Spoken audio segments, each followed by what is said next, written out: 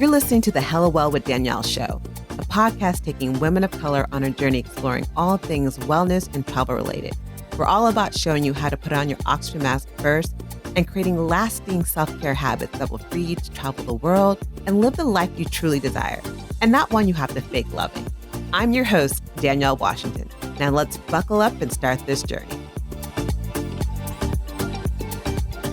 You'll often hear me talk about travel as a form of self-care on this podcast or, as a form of therapy.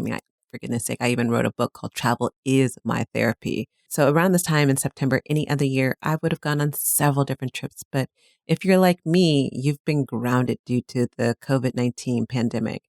But things are opening up. However, I'm still not sure how I feel about traveling.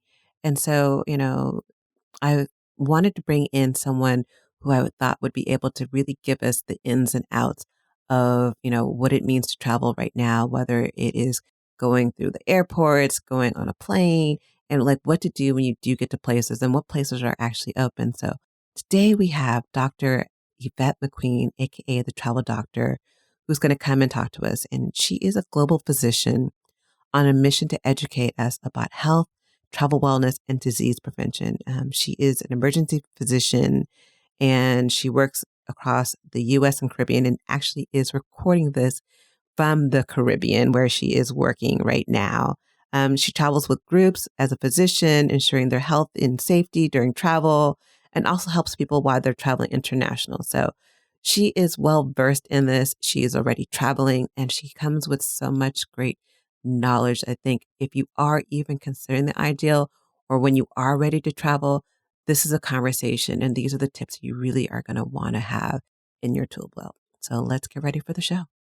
I'm super excited to have Dr. Yvette here with me today, talking about a subject that is, I think, dear to both of our hearts, but it's definitely dear to my heart, is we're talking about traveling during COVID.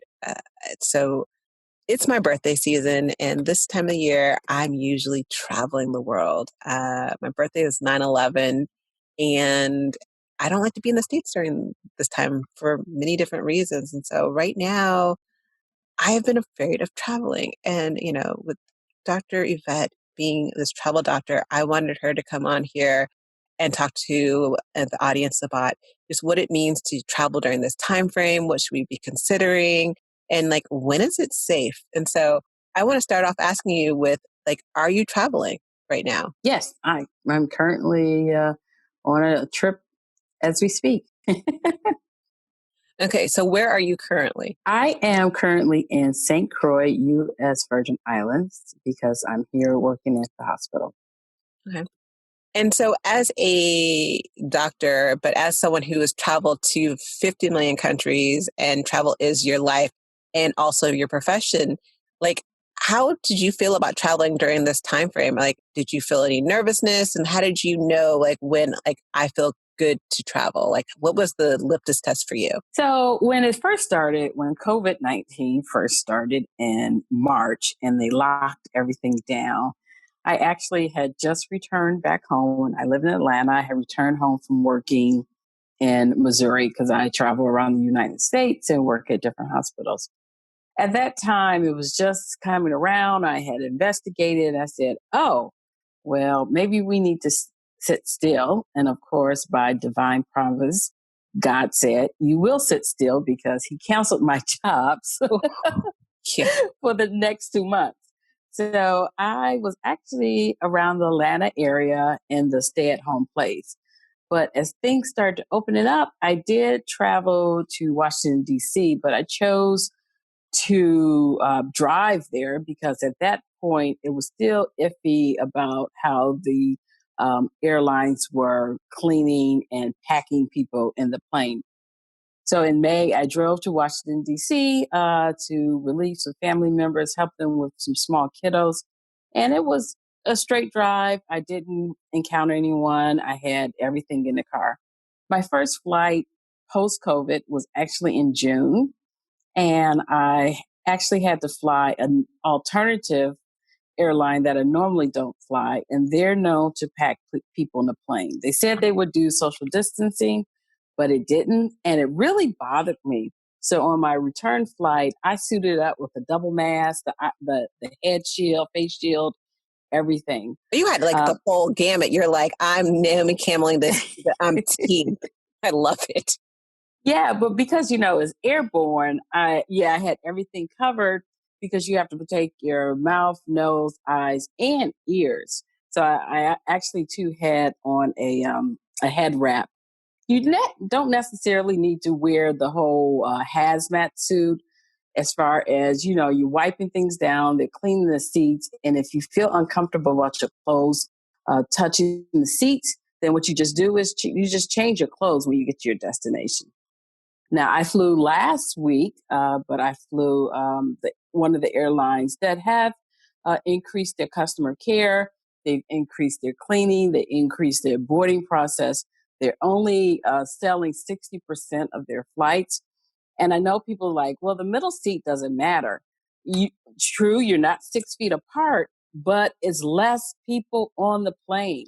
So you think about it, when it's less people on the plane, it makes a difference, less opportunity for things to float in the air. Yeah, it's funny. So I was reading, I think it was the New York Post had posted an article about, airplanes are breeding pool for COVID. And I'm just like, see, oh my God. Actually, no. Actually, I felt safer on the airplane than I did going grocery shopping. And it doesn't surprise me. It doesn't surprise me at this point. But why would you say that? Because so at the grocery store, a lot of the states, including, I live in Georgia, there's no mandate of a mask. So you get a 50-50 mix of whether people are wearing masks or people not wearing masks. Even some of the cashiers don't wear their masks properly. Masks should cover the nose and the mouth. They have it under their nose, or they have it. I've had to tell people before, as a healthcare worker, please wear it properly. Where on the plane, it is mandated. It's mandated that you wear boarding. It's mandating during the flight, unless you're drinking something.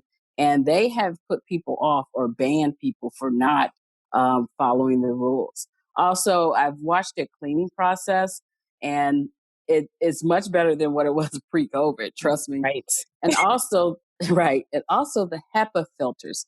So HEPA filters, people talk about recycled air. When they say recycled, they mean the air is being cycled from the inside of the plane to the outside of the plane. So there's always a 50-50 exchange of the air from inside the plane with the outside of the plane every 2 to 4 minutes. So there's fresh air flowing through the airplane. That makes me feel better. Like I did feel like, I was talking to people in one of my Facebook groups. I'm like, let's be real.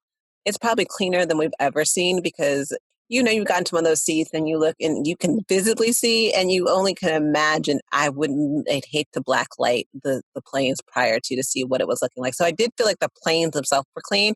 I was like reading articles like that. And that's the thing, I'm a CNN junkie now. And like, I haven't been a CNN junkie since I was in politics. And like, I watch CNN every day. I think that is the show. That's probably the only thing I do watch. And so I'm watching all these pandemic things. I'm like, oh my God. Now I was watching yesterday. They were talking about, long-term effects and people having like memory issues and all these other things. I'm like, I just don't want to get this, but I hella want to travel. Like I need to get out of this country. And I'm not saying I am saying this. I need to get out of this country. I need to breathe.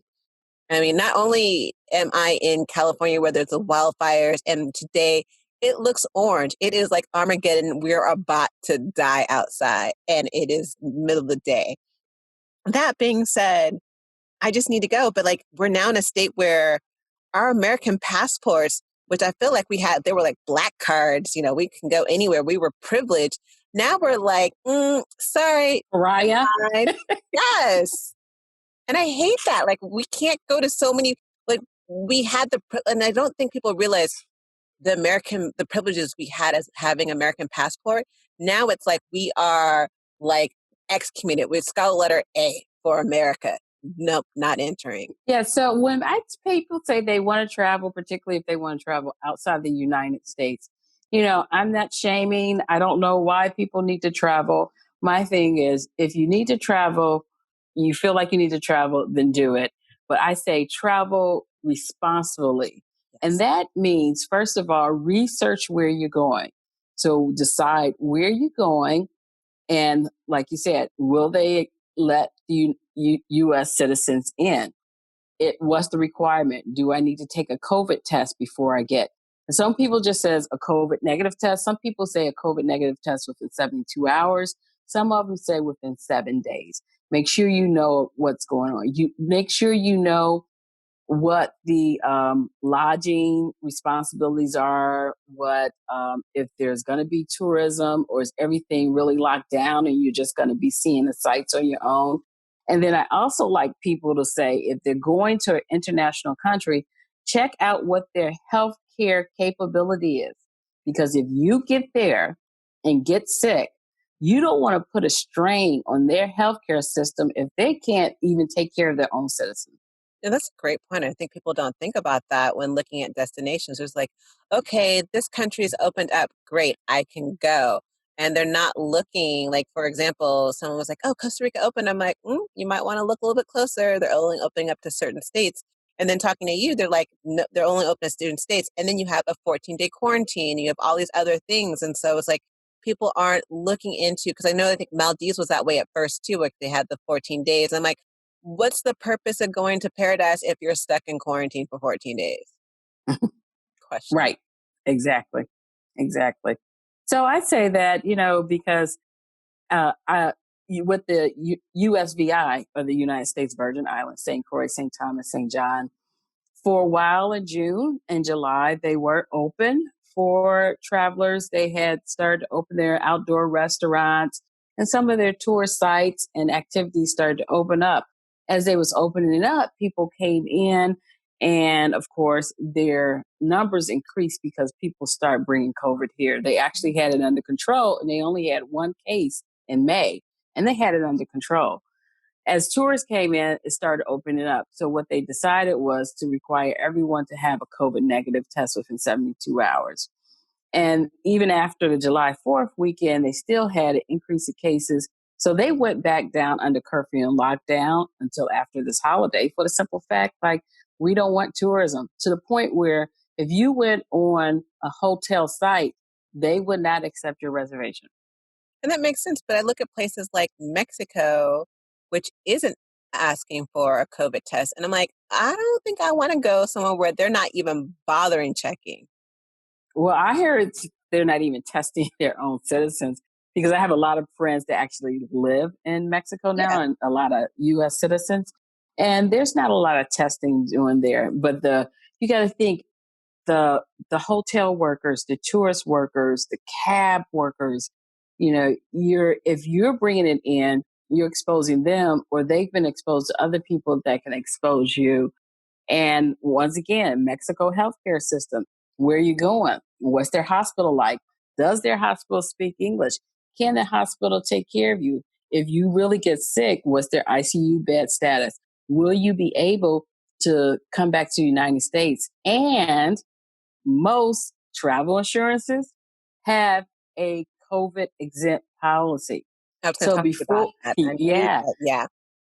because before they were like, oh, we can fly you back home, you're sick. Now they're like, yeah, if you're sick for another reason, we'll cover your, travel back to the United States or your medical claim. But if it's COVID related, they're not covering it. Yeah. I mean, the travel insurance, just COVID changed everything about travel insurance. This is a Hmm. whole new world out there. So I remember like when it first started, people trying to get back and all those other things. I'm like, yeah, it's just really different. So how do you, what's your recommendation and how should people go about finding the right destination for them besides, looking up to see about the health insurance, looking up to see like what are the, whether tests is needed and stuff like that. Well, I basically say, once again, look at what's your purpose of going. Is it relaxation? Is it to do tourist things? Is it for, are there, people are still having destination weddings, believe it or not. So what's your purpose of going? Where are you going to stay? So most hotels, I'll talk about the United States hotels, because those are the ones, the guidelines. I don't know what the international ones are, if they actually have guidelines. But most of the hotels have changed where they have extra cleaning in the high contact places like the elevators. They no longer do buffet. In in restaurant dining is out. So if they have an outside patio, you can. Room service is a drop and go. They don't come in your room. You order and it comes right to your room. Uh, Cleaning is usually very limited. They ask for you not to be in the room when they clean your room, Let's and be it's real, probably we're only busy once. cleaning anyway. Yes. And it's only once or twice a week, actually. So it's not daily anymore. So housekeeping is not daily. So those are the hotels. If you consider Airbnb or vacation rental by owner, or whichever site you decide to use, or renting a house, most of them have guidelines where there needs to be a 24-hour turnaround between customers so that adequate cleaning is done. Most of them have, they're not renting to people under 25 because of the party problems. And they're not renting to parties over 8 or 10 people because that's usually the max of gathering people require. That So makes you just, look at Airbnb, I take my own clean. I've stayed at Airbnb during the pandemic and I just took my own cleaning supplies. It was spotless when I got there, but I still felt like cleaning it myself. And I took my own sheets and towel and I was fine. I feel like you're like me, where even before the pandemic, I was still bringing my own cleaning supplies. I probably wasn't bringing it to the level I'm about to do now if I travel, but like plan either Airbnb or a hotel. Like, what are the things that you're bringing? Were you bringing before, and what are you definitely bringing now to make sure that you're cleaning where you're located? And like, and what are you cleaning? Like, I know, like, I'll clean the remote control, the doorknobs, and things people don't think about. I was doing that prior to the pandemic. I could only imagine what I'm about to do when I start traveling. So yeah, most of my routine actually, like you said, I did it pre-COVID anyway. So my cleaning supplies, I either carry with me, if I'm in the United States, I usually carry with me like the Clorox cleanup or something like that. If you can't find that spick and span, something. So it doesn't have to have Clorox; it can have ammonia too. And a lot of people have been saying, "I just need Clorox," but that's not it. If you have wipes and there's not making the Lysol and Clorox wipes anymore, I tell people to get the unscented baby wipes and pour a 10% Clorox bleach solution in there and soak it. It works the same as a Clorox wipes. Excellent. I hope you guys got that tip. That was I'll say it again, unscented baby wipes, and you take a 10% Clorox solution, so 9 parts water, 1 part Clorox, and put that in with the wipes, and it's the same thing as a Clorox wipe. and much. So yeah, I take it and in a hotel. So the typical things like you said, doorknobs, light switch, remote. Let's see what's up. Remote. Things in the bathroom, the lamps, anything that you're going to be touching a lot. Telephones. Those are what I usually wipe. Let's see. Do I? I'm not. I don't take the Lysol spray so much, but I always have deodorant spray with me just for air freshener. Mhm. And with the only thing I'm taking differently now in the Airbnbs is the sheets and towels. Yeah. And that's one of the things I was thinking about. And it's funny because like I have a friend who has a linen company and her sheets are bomb. They're in bamboo linen. And so I've thought about traveling with them, but because I'm team carry on, I'm like, I don't think I can carry that. But now I've been thinking, because as I've been kind of looking about traveling, I'm like, I'm going to bring my own sheets. That means I need to bring either a bigger bag or find a way to pack less. Or you may consider the what they call the sleep sack. So there's something called the sleep sack where it actually comes in like it can either be a little tube, a little pack, very like 5 by 8-ish, very small that you can put in your carry out. But when you pull it out, it actually looks like a sleeping bag, but it's sheets material. So it's a thin material, whether it's linen or satin, and you lay it on top of their sheets. So you cover yourself with it. And that works because honestly, I've been in a hotel and low key I fell asleep in a chair.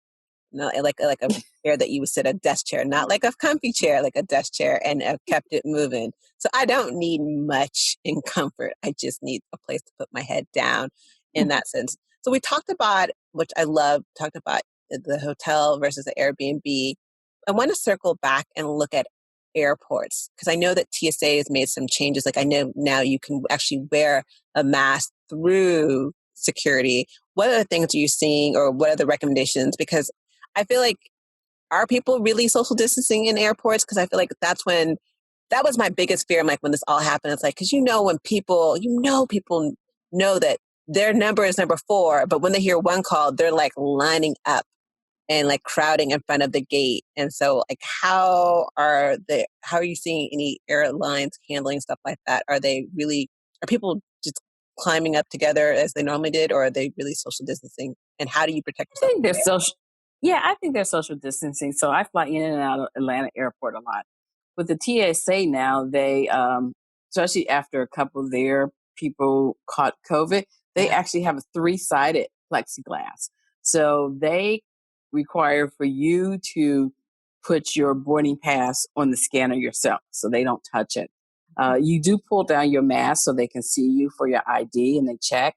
But other than that, it's usually about the same. They do have the markers and the line, so people are paying attention to that.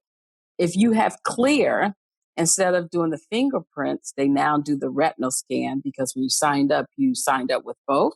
So they just do the retinal scan now. They ask for you when you put things in the bins to make them compact. So you know how people used to pull out keys and used to pull out belts and stuff like that. They say, please put everything in a bag so you have less contact with the bin if it's been exposed. And that's why another reason they asking people not to have a lot of carry-on luggage and just to check the bag, because two, the flight attendants can no longer help you put your bag up. So if you have a heavy bag, you're on your own. The flight attendants can no longer help you. The seats are all marked up in the lounges or the gates. They're all marked every other seat or every 2 seats. So they say, don't sit here, don't sit here, don't sit here. As far as lining up, people have been very courteous. Every now and then you get someone that's, don't want to follow the rules. And what I do is I put my bag or my luggage in front of me if I have it, or put it behind me.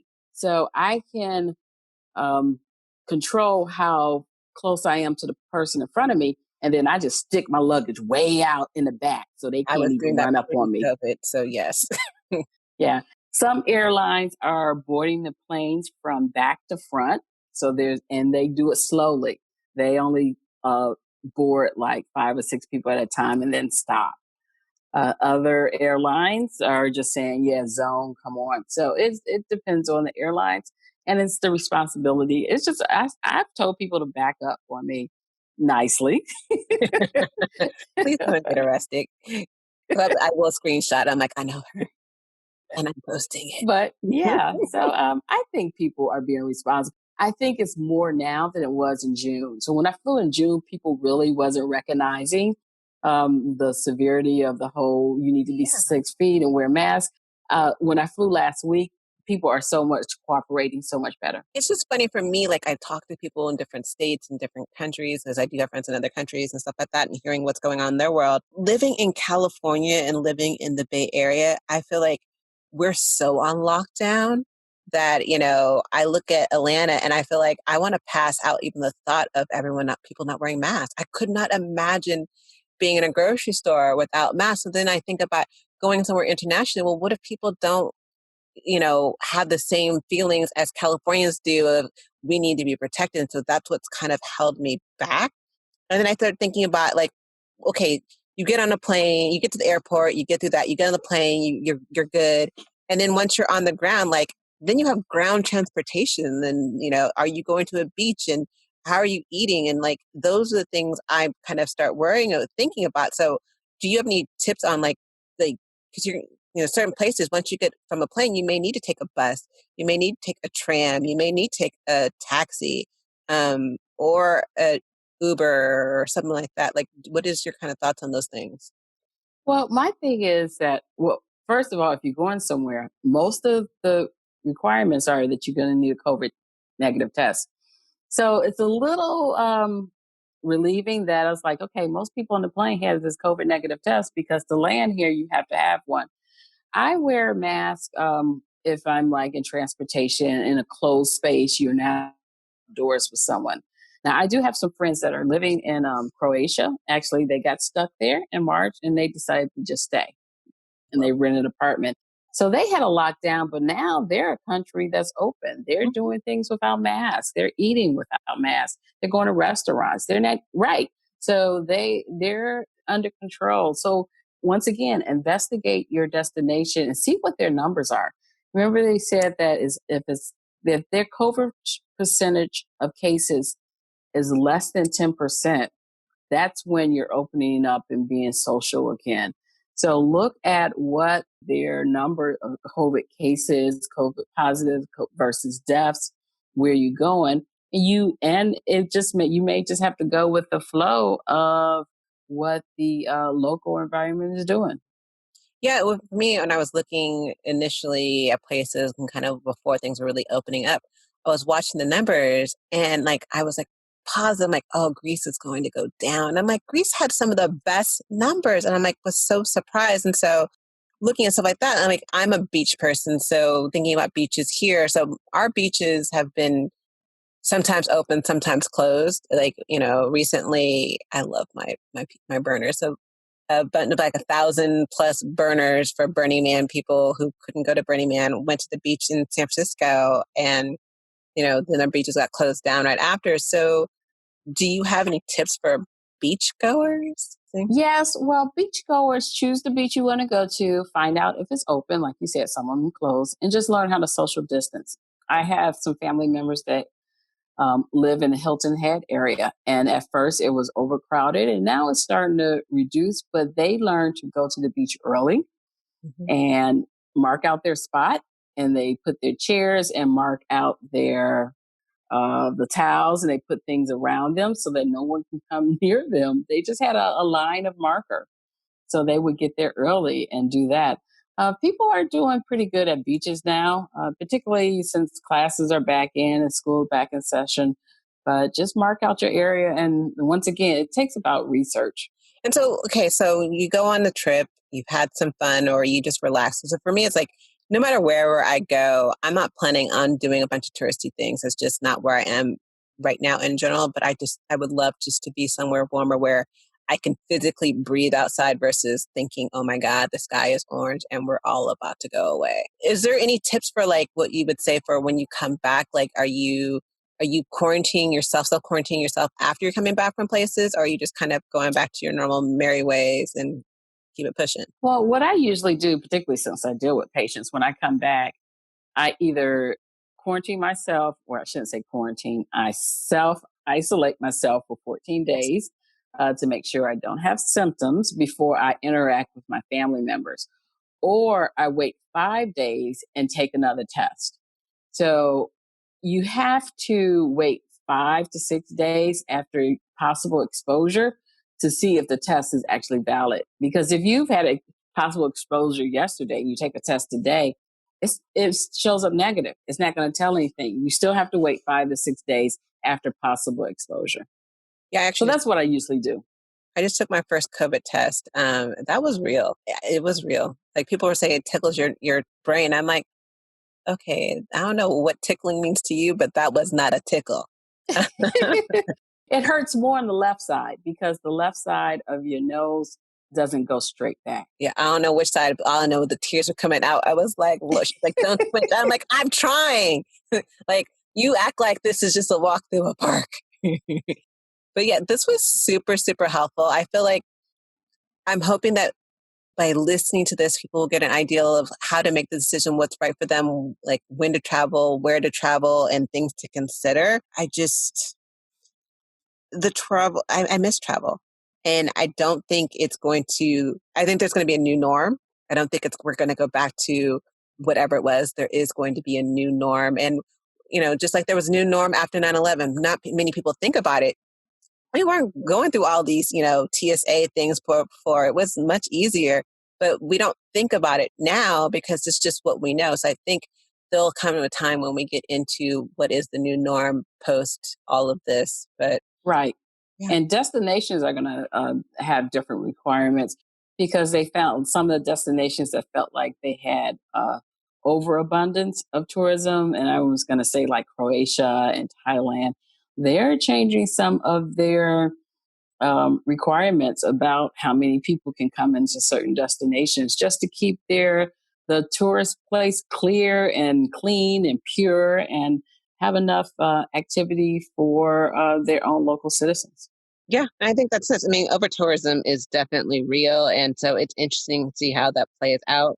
I did remember looking at Thailand, and one of the requirements is that you had to have like $10,000 or something in like either it's like, I don't know if it was an insurance or was it something, but basically you needed to make sure you showed you had a certain amount of money to be able to take care of yourself if you got COVID while you were there. And I'm just like, again, it's like this is a new norm. And each country and each place will play out in time what we end up seeing and how things are showing up. But I'm hopeful. That's because countries, when they quarantine you, people don't realize. They were like, okay, we're gonna put you in quarantine, but you pay for it yourself. Yep. People don't realize that. Yeah. Yep. So I was like, I'll read the fine print, people. Do your research. Do your research. If you get nothing else, before you jump on a plane or you book anything, do your research about, what are the accommodations doing to keep you clean? Like, what are the requirements that, for going to places? And what do you need to bring with you to make sure that you're keeping yourself safe? Because it starts with you. It truly does. Like, I know me as a traveler, I wasn't going to be out there, girls gone wild, mask free, doing cartwheels and kissing and hugging everyone. That wasn't, that's not who I am as a traveler anyway. But, I know this is the new norm and, this has been really helpful. Before we go, Dr. Yvette, I ask everyone these same questions at the end of the show. And so I want to make sure we get your answer. So these are, these quick fire questions for you. You ready to Okay. All right. So first question, I think this is, probably really important right now, is aisle or window? Oh, definitely window. What's always in your travel bag? Cleaning wipes and my stethoscope. What is self-care to you? Being relaxed and calm, whether I'm reading a book or just sitting watching TV. And what's one piece of advice you give to your younger self? Trust yourself. Trust your instincts. Beautiful. I think right now, I'm trusting my instincts. My instinct says, go to LA.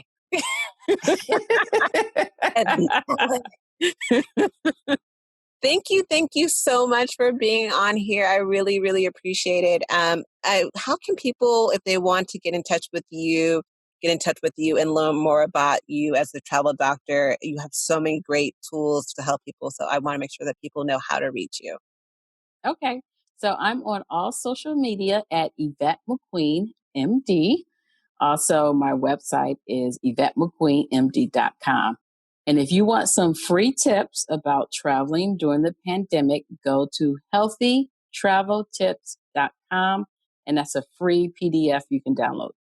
Fabulous. Thank you so much again. And stay safe where you are. Enjoy the sun where you are. Breathe in some fresh air where you are.